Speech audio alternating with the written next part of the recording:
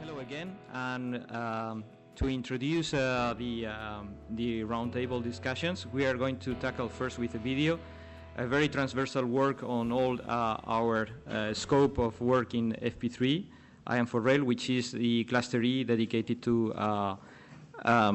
digital twins. So let's go with the video first.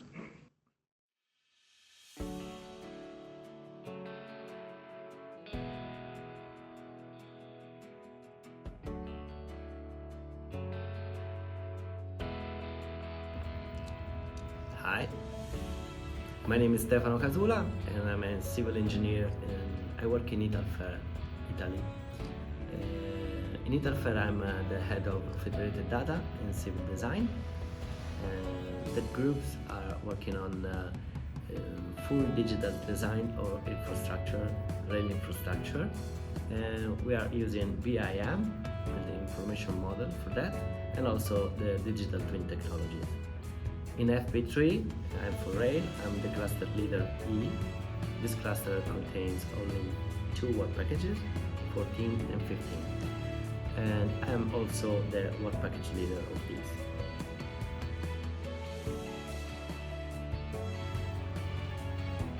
Okay, the content of cluster E is about the use of the digital twin for asset management in the rail sector. It's a wide topic, so in the work packages we have different tasks about that. The first task is the use of digital twin for a rail station, both using a BIM model and asset management system, and also data-driven services, so to get information and data from IoT sensors, for cameras, for example, and other external data. Another task is the point cloud data fusion. That means that we have the point cloud of a track taken from a train that has a lidar. Then we have some information coming from a diagnostic train that is called Diamante, and we have to merge this information in a single platform. Another task is about the virtual certification. In this virtual certification, we are going to use the digital twin technology and also the blockchain to get a new way to get a certification in the rail infrastructure. And the last but not least, we are going to investigate the use of drones for taking surveys of the railway, and this drone would be unmanned, so totally automatic.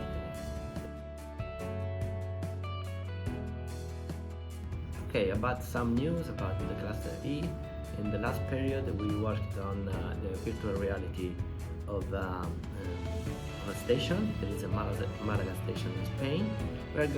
We are producing a virtual reality model in which we can go inside, navigate that, select some component and understand the properties of that component. And the next step would be also connect this component to an asset management platform to complete the job. That's the latest news.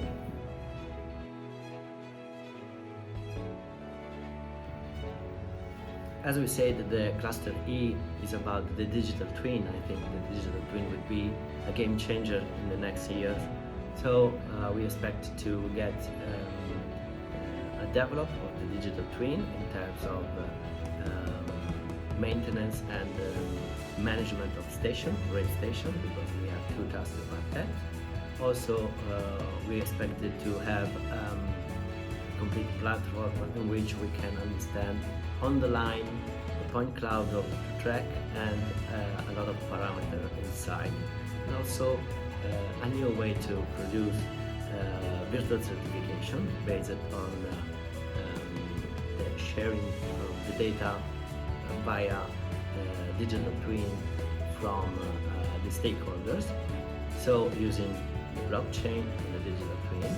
And also last but not least, we are going to have a new way to automatically let the drone flies with their own certification and authorization inside to check the line automatically. So that's what we expect to do. Yes, of course, it's not. I think it would be a good result for the next year.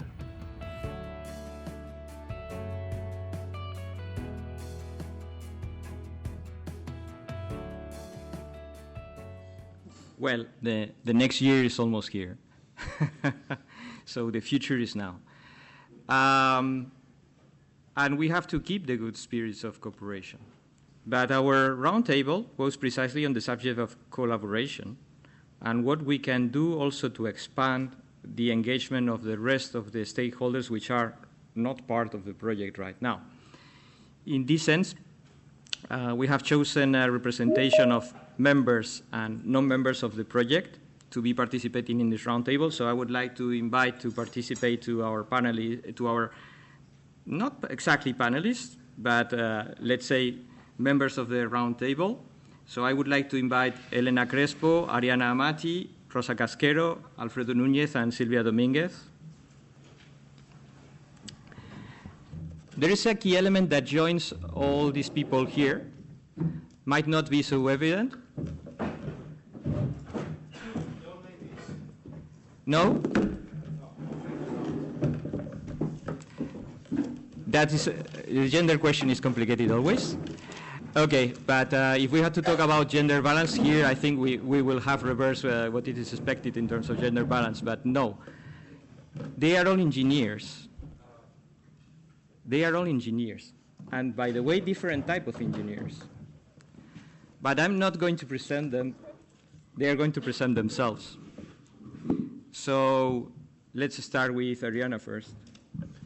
Good afternoon. I'm Ariana Amati, and I work in Hitachi Rail STS as a flagship project manager. And in particular, in this roundtable, I will represent a technology provider. In particular, my company provides signaling system and rolling stock, but I work in the signaling part of the company. So thank you very much, David, for the introduction of this panel. Thank you. Thank you very much, Ariana. And we will continue with Elena. Thank you very much, David, for the invitation to participate in this roundtable. My name is Elena Crespo. I'm consulting manager in Global Rail Group. We are a consulting company for the optimization and the digitalization of asset management of superstructure. And here I'm contributing to this topic in this roundtable. Thank you so much. And also you are representing here an entity which is part of our advisory board right now in the project, Global Rail Group.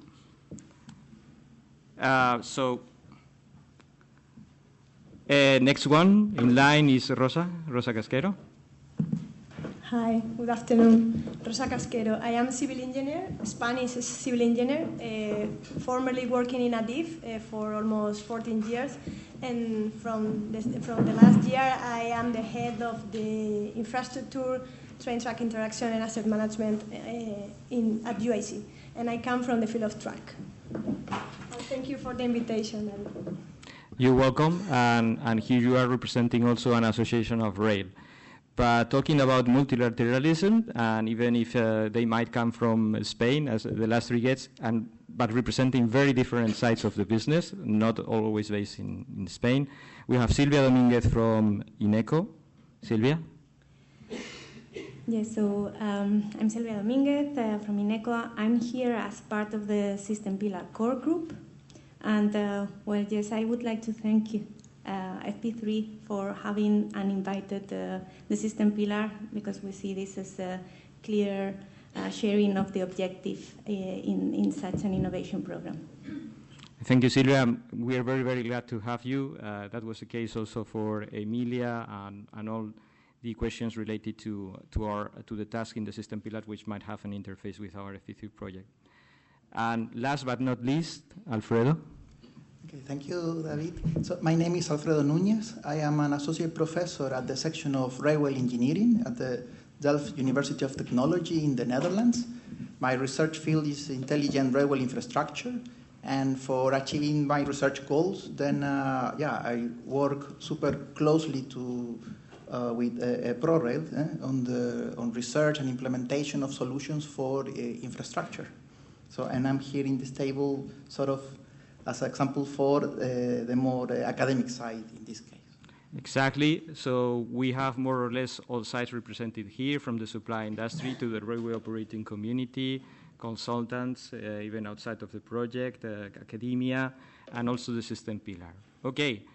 So now that we have all these good elements, I will tell you that we have 2 civil engineers, 1 telecom engineer, another chemical engineer, and a mechanical engineer.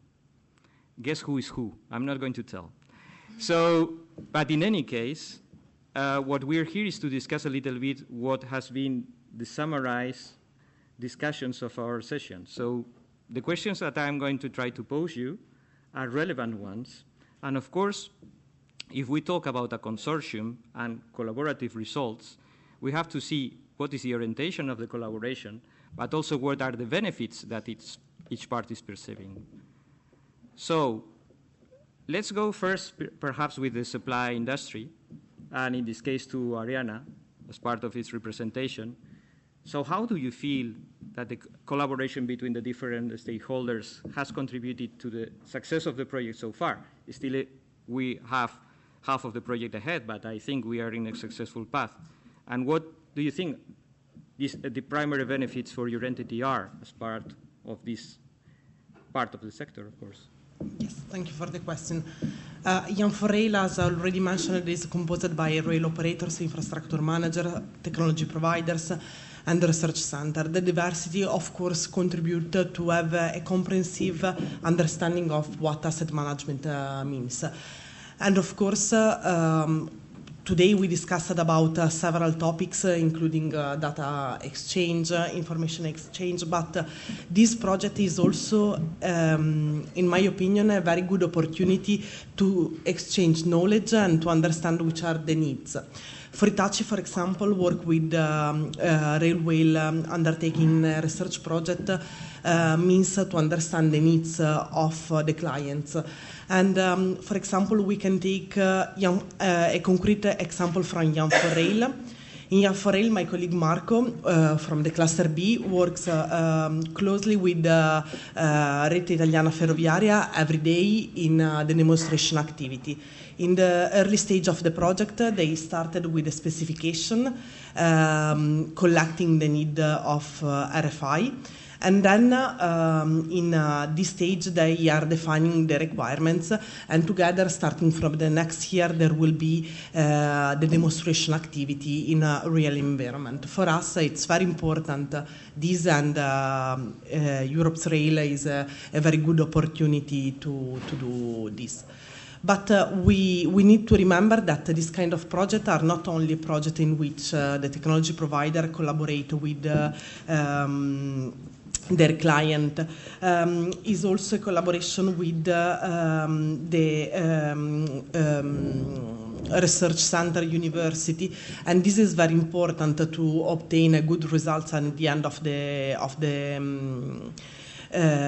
project, because the research center gives the possibility to explore the lasting finding in terms of research and the last scientific achievement. Before to conclude my intervention, I would like to mention what the European Commission told today, that Europe's Rail is a win-win private-public partnership, because the European Union win because we provide insight for the future developments, but also all partners win because increase their knowledge and can drive the future technology of solution. Thank you, Ariana, and you put it well. I think diversity is a key here, also trying to respond to critical needs of the users and clients, but also the other parts of the puzzle are needed to be covered. And you talk about research centers. Also, academia is part of the research community itself. And I would like to address the following question to precisely Alfredo, because the question is, you work for the academia, but you work in very close cooperation between TU Delft and FP3-IAM4Rail.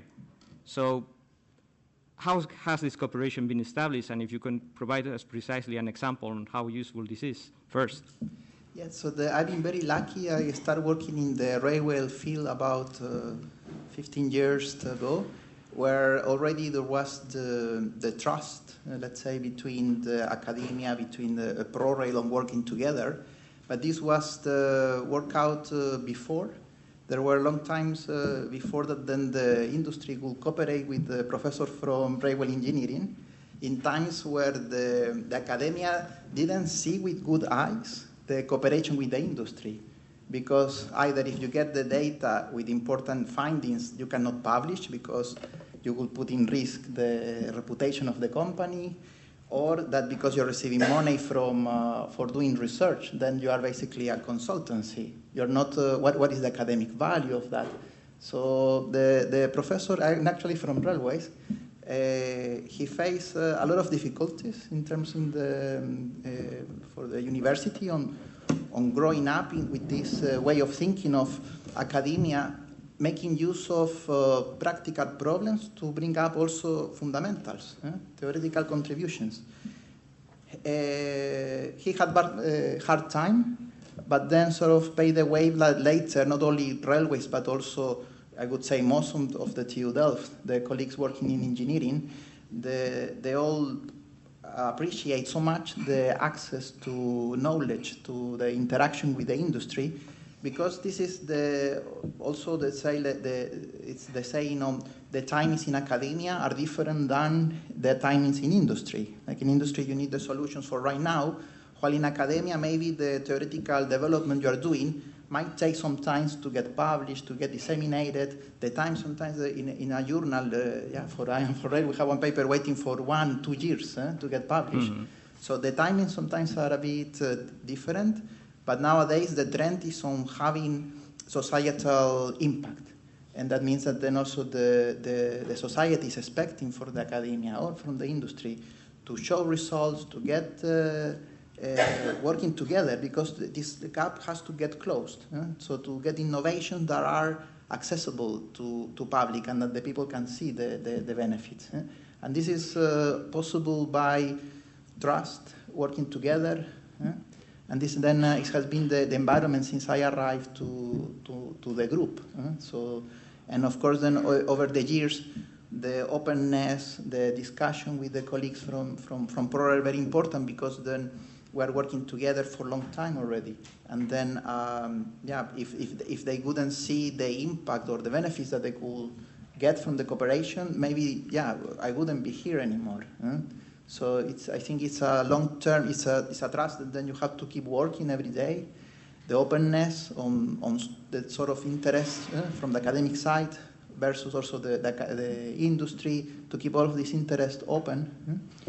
And then, and to me, then it's been amazing having access, for instance, to do these measurements with the laser Doppler vibrometer. It's an instrument that costs €500,000 or maybe a bit less, but and to see that the potential of this development, that maybe today is not something that is standardized, but that maybe in 10 more years it will be. The same with, for instance, when I arrived to the group, we were working with the axle box acceleration systems. In that time, the question was about what is the added value of getting this acceleration data, this dynamic measurement, because we have geometry that is a standard.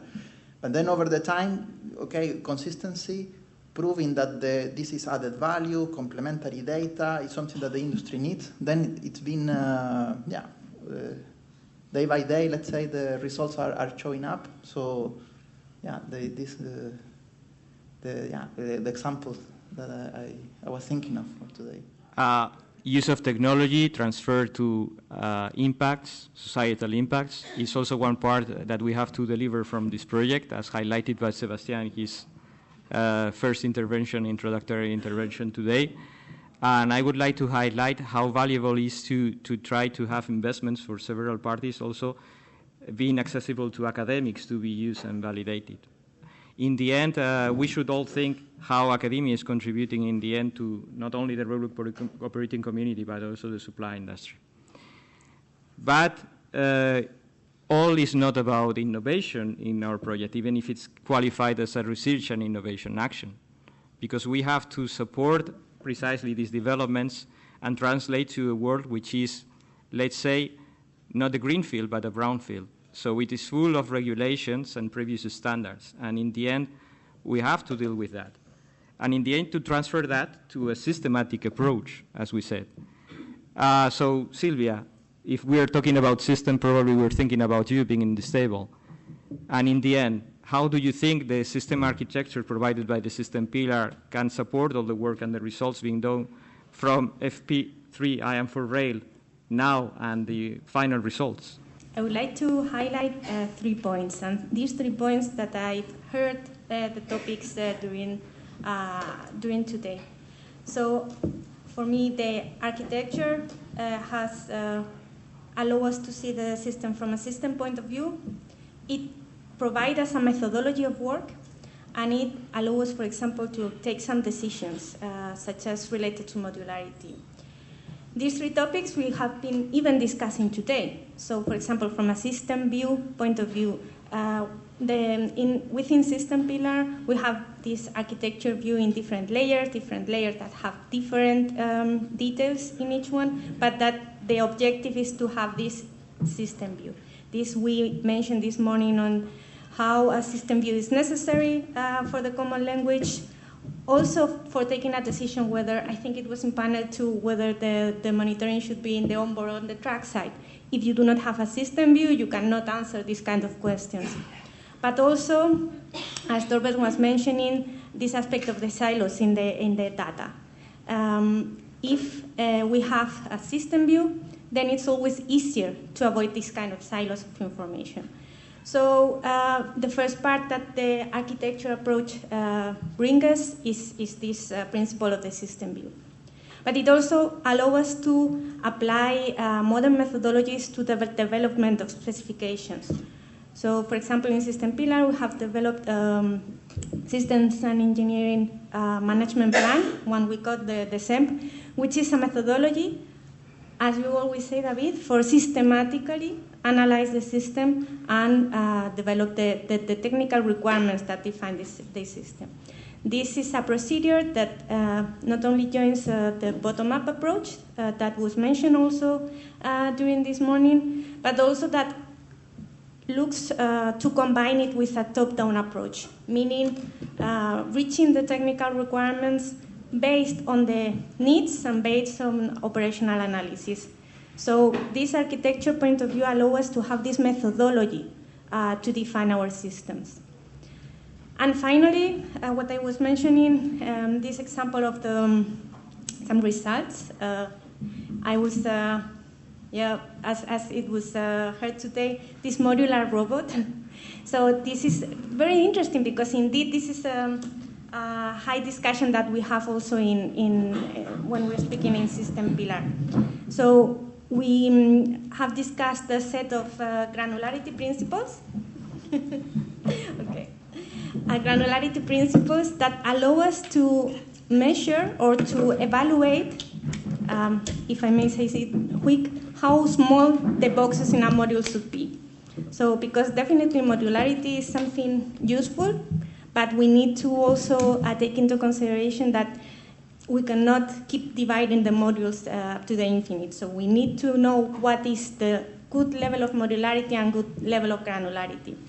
And not only because of the modules per se, but also because this aspect of modularity in a system will allow us some other concept that I heard today and was very important in FP3 is this kind of upgradability, updatability of the systems. This is also a result that applying this kind of architecture analysis of our work will get as a result. Thank you, and there is a good reflection here on the granularity level of the developments and the specifications, and I would like to transfer this question for the next big question, and in this case, well, this project is aiming to integrate asset condition information, which, by the way, is obtained from advanced monitoring systems, but also from other sources. But in the end, you are going to prepare decision support systems or decision-making tools. Quite important as an objective, but the question is, and if you consider that really decision makers are really taking major choices based on a holistic and whole system perspective, that is adding all the granularity levels as well. And if that really can help to maximize the value for the stakeholders. Well, this is a question probably that UIC as an association of the railway operating community can address, and who might be better than the current responsible of the staff dealing with asset management. Rosa? Thank you, David. I will try to answer. Okay. We have been talking today about innovative solutions, data science, machine learning, sensors, but at the end, I would like to go one step back and think about the definition of asset management itself.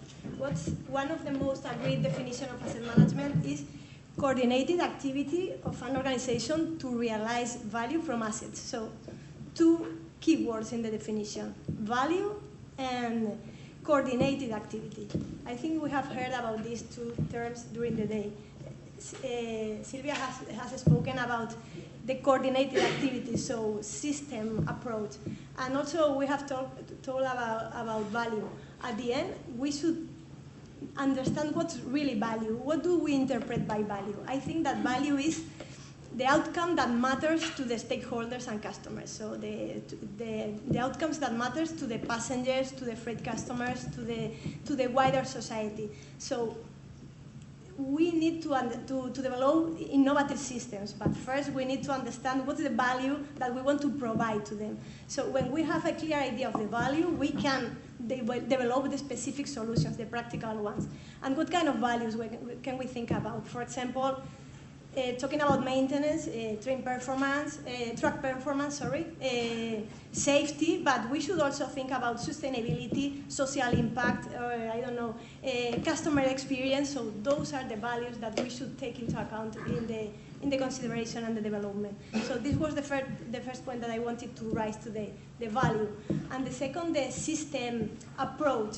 So collaborative approach. We have talked about silos. At the end, railways is a silos business system, but we should connect all of them to really provide value and solve the problems. So are we really making, especially the major decisions, with a whole system approach, or are we working really on silos? So this is the question. We should really address it as a system, understanding the whole system and connecting all the assets to provide solutions that really impact on the whole system. So this was the two reflections that I wanted to bring today. Thank you very much. So it's probably part of our job trying to connect the dots and see if that systematic approach can be connecting transversally all these silos. But to feed precisely these decision support systems and these decision-making systems, we need data, which, by the way, has been probably the word most pronounced today by everyone here, because our beneficiaries and members seems to be eager of data. And remembering the motto of an old industrial supply player, which said machines, machines, machines, and I'm not going to say the name, but it's clear the reference. Here we have changed to the era of data, data, data. Okay, so regarding that aspect, and precisely because data are most regarded as digital data to be used in the context of our project, I would like to address to Elena that drawing from your experience in consultancy projects, which are combining both technical expertise and digital solutions, how can these common challenges in implemented data-driven maintenance strategies could be reflected as the most priority ones or not, and how can these challenges be overcome? Thank you, David, for the question. So for me, digitalization is a journey because it's a process in the long term. And here we have to think about 3 different areas when talking about digitalization or digital transformation. The first one is technology, the second one is people, and the third one is processes.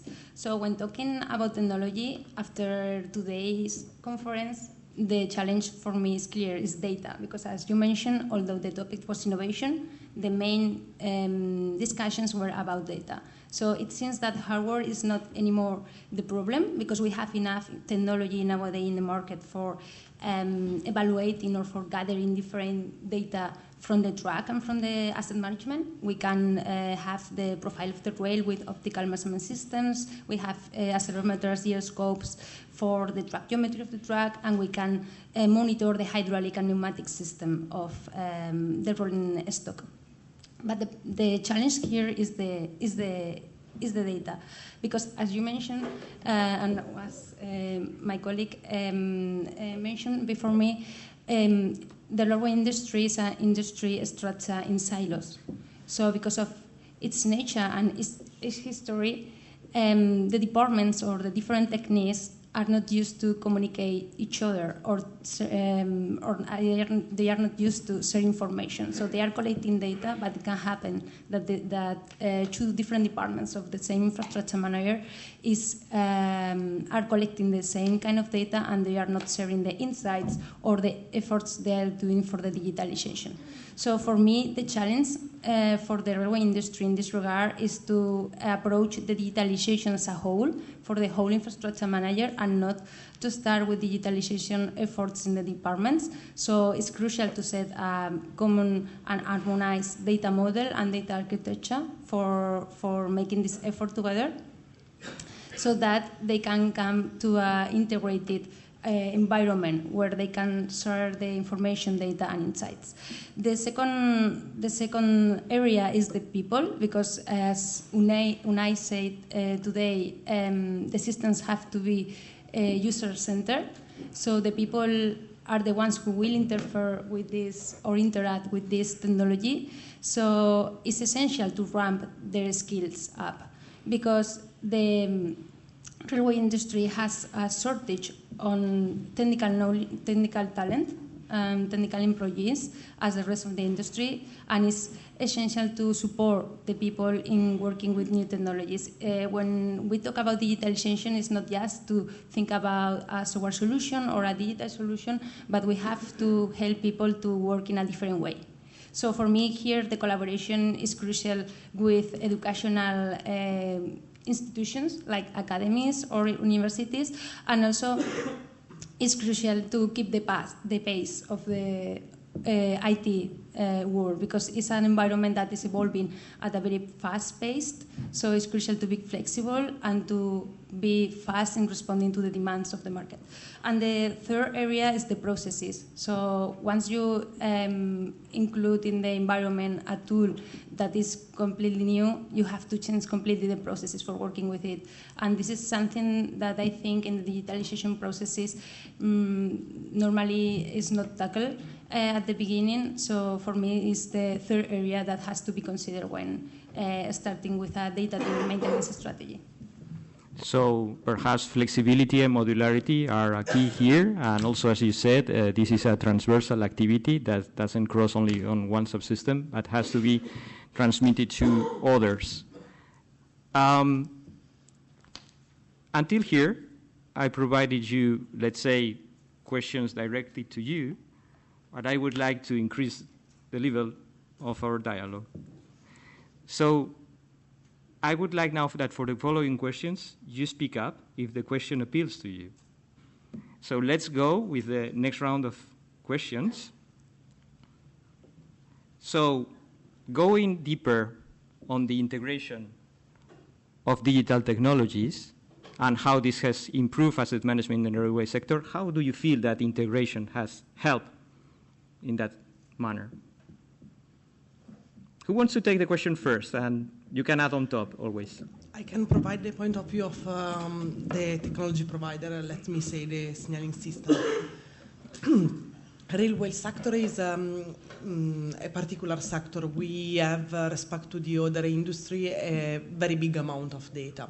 But we need to understand that not all data the data have to be handled in the correct way and have to be also collected in the correct way. And the integration of digital technology improve the asset management. For example, if we think about sensorization and Internet of Things, we can collect real-time data, diagnostic data, and we can identify the status and health status of the asset. And this is a very important aspect for the asset management. Moreover, another key role in the asset management and in the integration of the data is the collection of the diagnostic data directly from the signaling system, like, for example, the interlocking.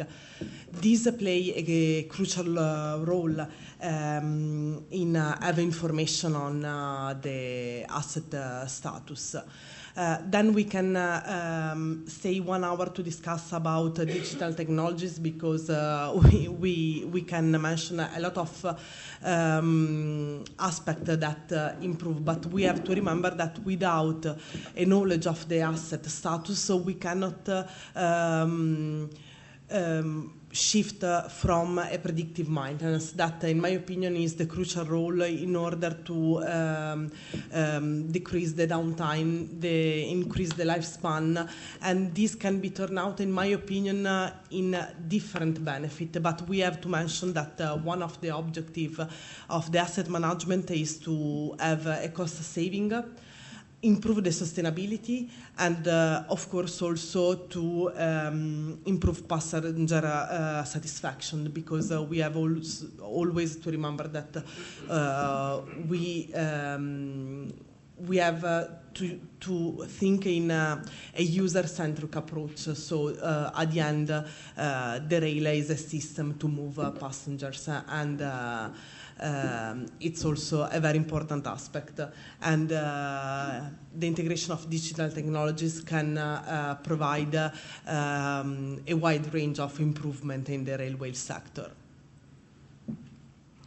Federated data spaces also perhaps is the answer for how to store these data, but you brought up, I think, many other subjects, such as IoT, specific sensing, having information directly from the asset to another system. Who wants to add on top of this? Alfredo. Also, what you can measure, you can manage.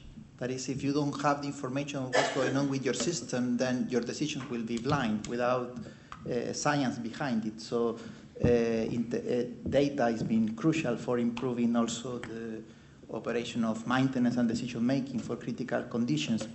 But also we are in an era that in a period where the instrumentation, sensing now, it's super common and super available in the mobile phones. A lot of devices already you can also use for monitoring how happy the passengers are, but then also the condition of the track, the vibrations, the temperature.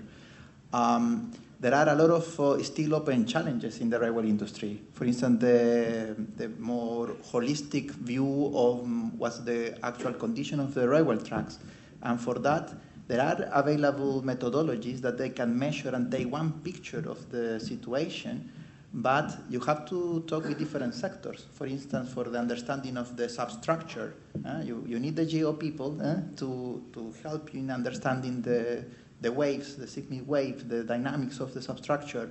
Also, now with satellites, you get a lot of information that is updated. I don't know, every 3 days you get one new image that you can estimate more or less the conditions. So I think there are a lot of technologies available, and finding their pros and cons and investigating on cases like what we're doing in the project. That is going to provide means for later applying the solutions worldwide, like inputs with use cases, with successes, with failures that are openly discussed, openly reported, and then I think then in the future we can have this integration of real data that then you get the more complete picture of what's going on. And like now we get events like the flooding, that from one day to the other you have to full repair and maintain a complete structure a structure that you were waiting to repair in such a level in 40 years more. And then you need the new methodologies to assess the conditions and to try to find a way to make the railway stronger. So, yeah, and then also all of this part on the more holistic view on the problem. It's not just the railway and the sleeper or the ballast, it's also the people. The infrastructure is key for the economy. I agree, you're right, and most of the dependencies of the perturbations of the system also depend on a very critical infrastructure, well maintained, and being provided with the right solutions due to the anomalies. By the way, I'm going to make a mental note about databases for anomalies, which is probably a point that should be the object of some post-analysis, which are worth to be done. I would suggest reshaping a bit the question and saying, how is the integration of digital technologies improving asset management? Because I think it's a journey, and we are still in the journey. At UIC, for example, we are developing several projects on different systems to assess the track condition, the infrastructure condition. We are working with drones for LiDAR, for taking images for track defects, computer vision, not only for track condition, assets condition. We are talking a lot about assets condition, but what about assets register? Because if we don't know what assets we have, we cannot go on in the process of asset management. So there are many systems also to identify the assets that you have, for example, RFID technologies, or we are working with, I don't know, fiber optics. So we have many solutions, as we said, and more exotic or less. But what I see, because I come from an infrastructure manager, is that we are still working on this to integrate them into the asset management processes. So we have many powerful tools, but we don't know how to deal with so many data, the post-processing, the accuracy, and the storing, the responsibility, the ownership of the data, and so on. So we are still in the journey. I think we have a very promising future, but let's see what happens in the future. We must keep working on it. Okay. Good reflections on that, and also taking into account that we are progressing on the topic. It is true that we are not anymore in unknown territory. We are really going further steps on it. By the way, I would like to know, now that we're talking about future perspectives, how these future perspectives can cover gaps. Because the word training was mentioned, and you and most of you are working in entities which are worried about the transfer of knowledge being able to be applicable for expertise trying to interpret different diagnoses on the different subsystems. So my question will be for you, because it is really a question, maybe a sectorial question. Everybody's worried about transfer of knowledge. So what are the skill gaps? And I'm not only talking about know-how, but also execution of works that we can anticipate to be training precisely and working with the workforce in the railway sector in general. Who wants to take the question first? Okay, Elena. So not just in this industry, but also in the others, there is a lack of generational turnover to fill roles with technical expertise. So that means that there is not employees with this technical expertise, but also the railways are changing. So as I mentioned, more knowledge about digital solutions are needed. So it's a challenge for the infrastructure managers to find in the market profiles with both competencies. So the days where the railway responsible was taking decisions based on his gut feeling or based on his experience are over. So now we have technologies for supporting the decision-making process.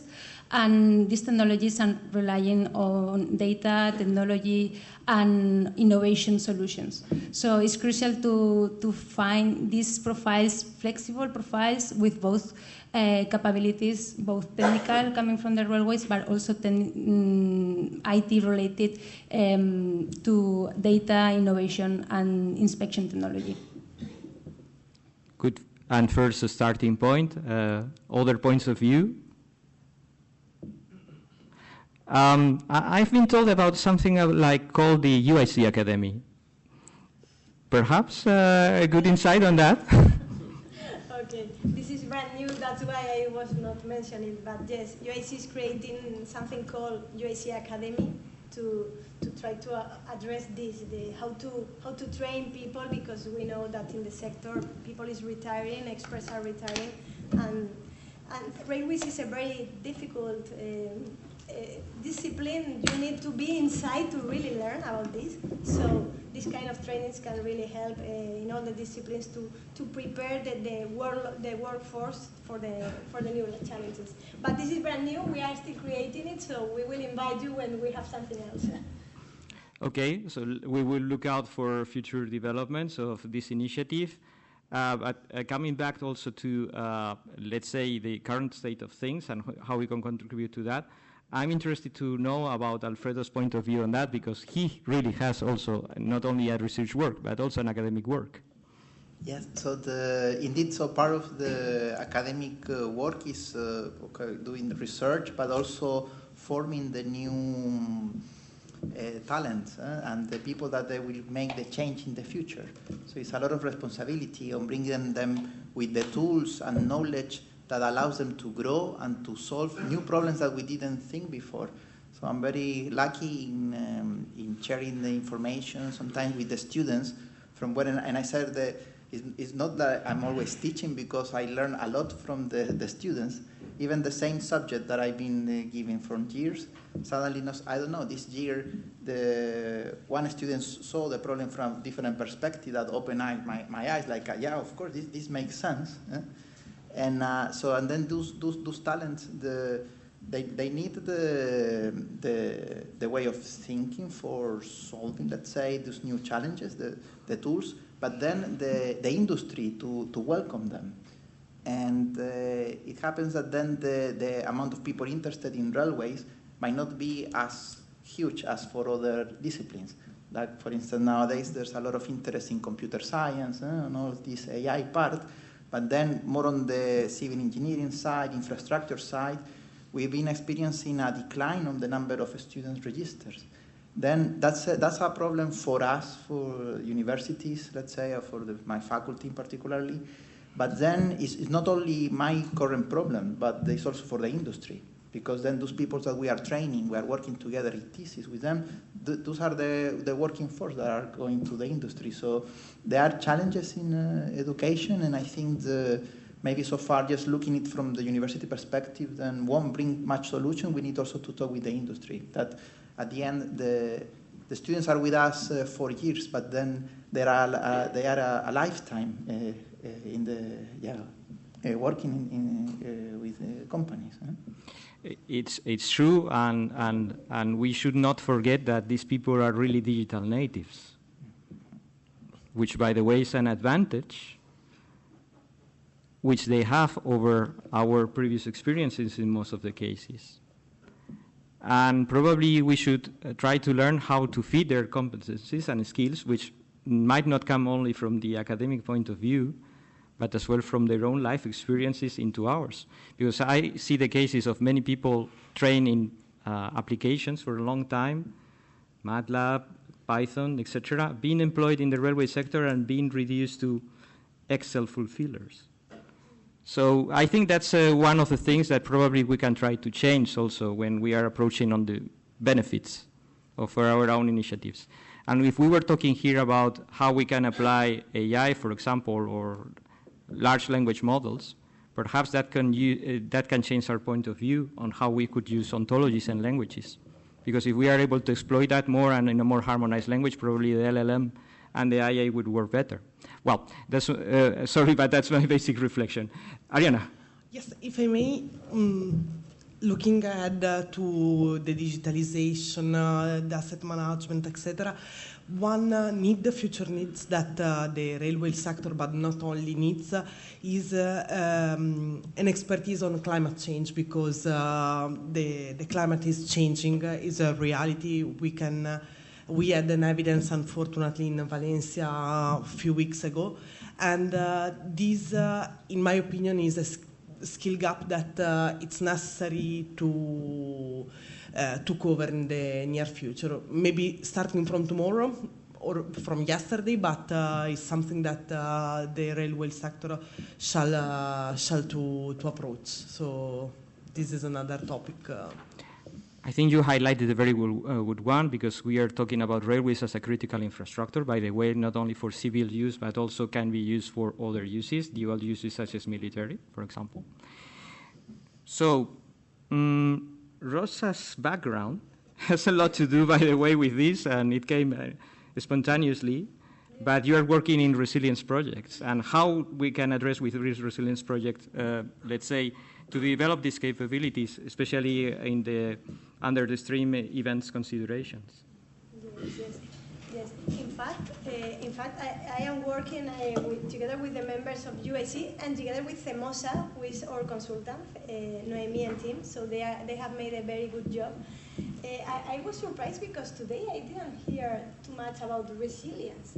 Maybe something about wildlife, sustainability, environmental friendly, but not about resilience. And I was surprised. I was expecting to hear this more. So yes, at this age that we are living with sad events, as the one that happened in Valencia. I come from Valencia, by the way, so I know very well what happened there. And but not only in Spain, also in Central Europe, resilience is a key topic, unfortunately a highly topical issue. And if we are talking about asset management, we should do our assets more resilient. So at the end, I've been thinking how to increase cooperation between organizations to increase resilience, and I have several ideas for that. I think that the first one is cooperating, because at the end, sharing knowledge and best practices and experiences is the key aspect to progress together and to learn from each other. But I think that what we are missing in resilience is, for example, regulations and policies. I was thinking, comparing with other topics in the railways, for example, interoperability or risk assessment. We didn't care about interoperability until the directive of interoperability or the TSI came. When they came, everyone talked about interoperability. The same happened with the common safety method. Nobody talked, at least in infrastructure, about risk assessment until we had the regulation 402 about common safety method. So I think resilience needs something like this, some kind of regulations or framework to really speed up and push forward the issue. But first, before doing regulations, it's a risk not to have the good foundation. So now here in this kind of projects, we should set the basis so that the policy makers can have the grounds, can have the thresholds, criteria, and so on to start regulating. So they shouldn't start regulating before we work together to set the basis. So this is the first thing I think we should encourage, collaboration for policymakers as well. And other thing that I think that's missing is coordination between different transport modes, because it's very good to have very resilient railways, but what about other land transport modes like roads or airborne maritime mode or air mode? So at the end, all the transport modes should be resilient. And are we really coordinated with each other? I don't think so. So we should start working together. First, because the system itself should be resilient, not only the railways, the transport system, I mean. And second, because it makes no sense designing railways for some extreme events and roads for other different events. So we should be coordinated in the thresholds, in the design criteria, and so on. So that's what I wanted to bring today. Regulations and working for the regulators, connection between transport modes, and at the end, cross-sectoral collaboration.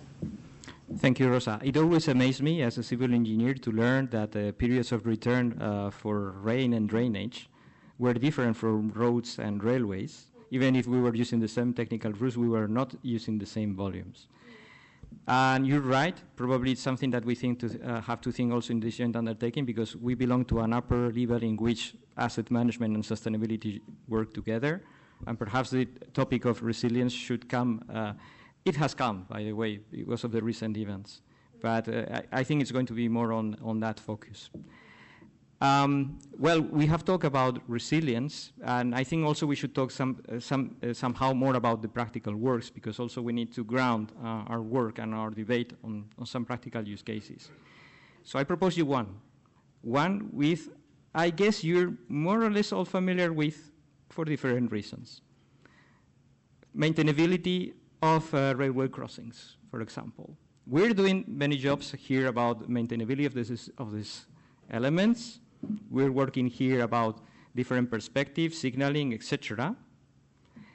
And I would like to know your opinion on what is the type of work that we should be considering most important here, and what are the priorities in this sense. Maybe a very short statement, because time constraints allow us to have maybe 5 minutes, but I would like to know something, and also last question that I reserve for deployment. Let's start with the crossings. Perhaps Alfredo, whose work is already... So I think that the challenges are two. We had the period in the Netherlands that there was an Utrecht station with a lot of crossings that suddenly some of them fail, and then it produced quite a huge problem for the network. And then it was the thought that the best crossing is the one that is not there. So try to reduce it, because it is, by design, it's a place where the wheel and the train will jump on it. So it's a lot of forces. Of course, the grade is much faster, so it's a critical location. And then we were shifting into the view of more kind of metro system. However, then recently the colleagues from DV, they were telling me like, yeah, but now, for instance, you get this floating event that they removed the line, and now you don't have the switch that allowed you to get more flexibility. So was it a smart decision or not? Then it's like, okay, yeah, from the design point of view, I hope that it was the right decision. But then, and that's more on the design side, but then in terms of the technologies, the crossings, they face different kind of degradation mechanisms. So for instance, with temperature, the mechanical side, the electrical part. So they are quite complex locations. They are also dependent on where they are, how faster they degrade. So there's also something about the substructure installation process. So they are super difficult also to model. They have variations that then you get the switch blade that is very small, so you need a lot of small elements, and then farther away you have different shapes. So they're really a challenge. And I understand that then there are initiatives not just in IAM4Rail, but also the other projects that they are dealing with the crossings, and the efforts are going towards the better understanding of how to manage them, because they are, in my opinion, they are needed for flexibility. So we cannot get rid of all of them. Thank you, Alfredo. And you said there are no universal solutions, because as well we have to apply them in different frameworks. X-Cross, for example, in which TU Delft is cooperating, is another part of the work, which is dealing with its components, but with the difference in operational and components themselves. Exactly. Who wants to add more about it? I would add something. I would add that at the end, for switches and crossings that are the most complicated element, at least in the track, what we should do, and this is the approach for the innovative solutions, is replacing manual inspections by automated inspections. That's the future, or the present, but I would say more the future. So that's the direction we have to run, because manual inspections take time, accuracy, people, and so on, resources, safety issues, and security. So. But it's not easy, because there are many solutions, vehicles, trackside systems, sensors to take the accelerations and so on. So then what's the best solution and what's the most accurate? So, but at the end, what we are aiming is to replace manual inspections by automation. That's the idea in mind. Once again, automation and also deployment of monitoring solutions and automated solutions. So this is the final question, and I want you short statements, so give us a very brief idea, every one of you, and about how we can speed up development, but also deployment of these innovations that we have seen today and that we have discussed in FP3-IAM4Rail. Perhaps the most natural answer comes first from Silvia, which is part of the high-level deployment group, but everyone please make a short statement if you can. So a short I think that the only way is through harmonization, and I think that we have discussed this today. One of the main outcomes of the work that we're doing in System Pillar is the standardization and TSI input plan. You also mentioned it this morning, David. And what we want the necessary governance. So we have for the sector, we have, of course, the funding members, but we have the Commission and the European Railway Agency also sitting in the System Pillar Steering Group, so that we have this plan, the Standardization and TSI Input Plan, which provides this strategic view of where we're going with innovation through Europe's rail, but also that allows us to have this strategic view of, that allows the market to be prepared to when we want to deploy. So clearly, my answer is harmonization. And Rosa, I have to admit that I share your view of the regulation that you were mentioning, but I do not think that it is only regulation. The key is the harmonization. And for example, the work that we're doing now, it is important to evaluate, together with the agency, of course, and the Commission, what is the best channel of harmonization, whether it is TSI, so it's a regulation, or where it is a standard, we're working with TENELEC, or where it is a sector document, so Europe's Rail harmonized document that the sector will use in future tenders and future product developments. So yeah, just to be short, harmonization is the answer to speed up deployment. Okay. Can I say something? Yes, of course. Short statements if possible. Okay. I fully agree. I think it's a step-by-step process, and I fear regulators. I really fear regulators if they do it without any background. So the first step, I think, is developing this kind of projects. Second is standardization and harmonization. And once this is done, regulators should come. So this should be the last step. But we have seen that, unfortunately, only when we have regulations, everything is speeded up. But yes, first a harmonization and standardization. I agree with you. Yes. Another important topic that in any case the European Commission is addressing is the CDM, because there is a very important work to do on the data model. So it's a crucial part of the process in order to speed up development deployment.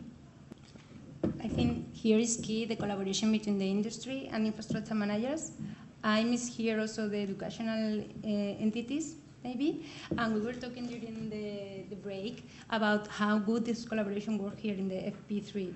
So I think this is the only way for establishing standards, but also harmonizing data post-processing, what is needed when working with data. And the collaboration between the different stakeholders is crucial, because the industry has to share the technology available, and the infrastructure managers, they have to share the requirements that they have and the use cases. So how this technology is going to be used, and what is the value that this technology will bring to them. Thanks. Fredo? I think partly on what we are doing today, actually, that we are all sitting together, that the ideas are communicated in a faster way that also accelerates the implementation. So now we don't have to go through so many steps from infra-manager to discussion with the company to the academic side. Now we're all in the table, and then we all bring the solutions. And I think the deployments nowadays, then at least for what is done in the project, is being quite fast, actually, considering then what the times that were in the past before for implementation. So I think partly what we are doing, but of course also the critical view on, let's see, what can we do even better. And thank you. And improvement and self-criticism is also a part of this game, and as well trying to learn from each other, which is what we did from today. I'm sorry because we are out of time, but I think we could extend this debate for many more minutes. We left the audience with no questions, but I am sure they will try to make some questions afterwards or in the upcoming days. I want to thank you all for your active debate, dialogue, and diverse point of views, which, of course, are going to contribute to enrich the FP3-IAM4Rail. Thank you very much. Thank you.